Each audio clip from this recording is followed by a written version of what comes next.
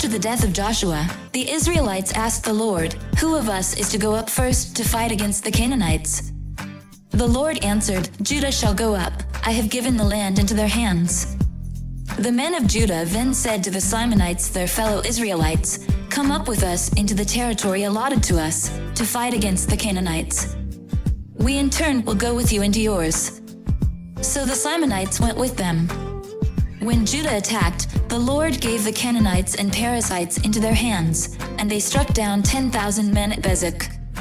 It was there that they found Adonibezek and fought against him, putting to rout the Canaanites and Perizzites.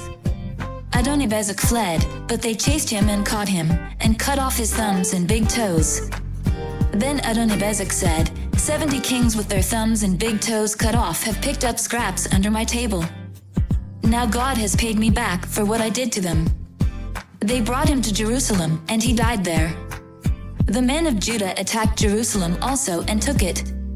They put the city to the sword and set it on fire. After that, Judah went down to fight against the Canaanites living in the hill country, the Negev and the western foothills. They advanced against the Canaanites living in Hebron, formerly called Kiriath Arba, and defeated Sheshai, Ahiman, and Talmai. From there they advanced against the people living in Debir, formerly called Kiriath Sepher. And Caleb said, "I will give my daughter Oxah in marriage to the man who attacks and captures Kiriath Sepher." Othniel son of Kenaz, Caleb's younger brother, took it, so Caleb gave his daughter Oxah to him in marriage.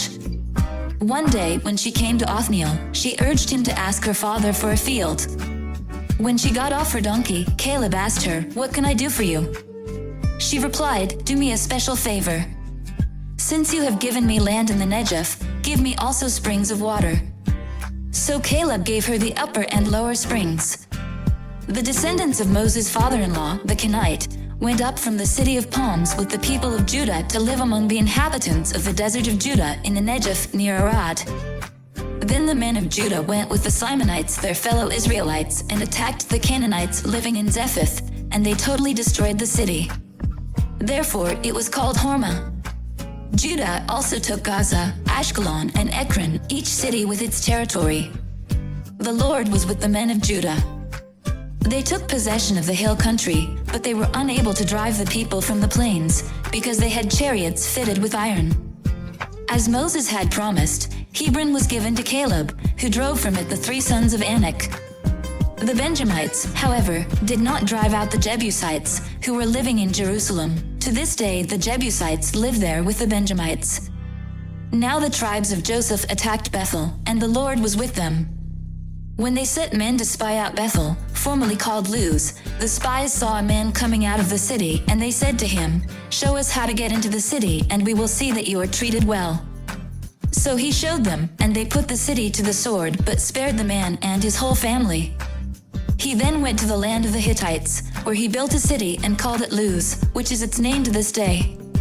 But Manasseh did not drive out the people of Bethshan or Tanakh or Dor or Iblim or Megiddo and their surrounding settlements, for the Canaanites were determined to live in that land.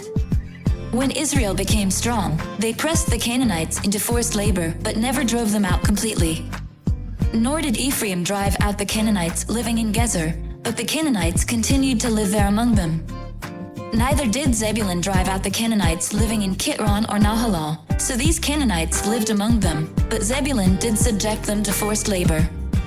Nor did Asher drive out those living in Akko or Sidon or Alab or Akzib or Helbah or Aphek or Rehob. The Asherites lived among the Canaanite inhabitants of the land because they did not drive them out.